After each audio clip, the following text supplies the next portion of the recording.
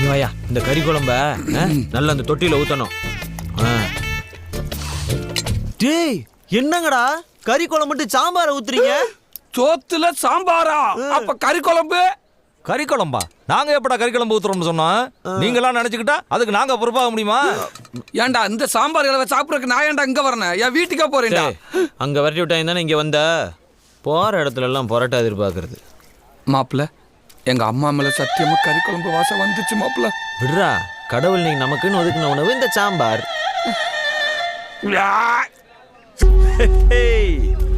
இந்த இலையில நல்லா வெள்ளாட்டங்கரியா அள்ளி வச்சாங்க பாரு.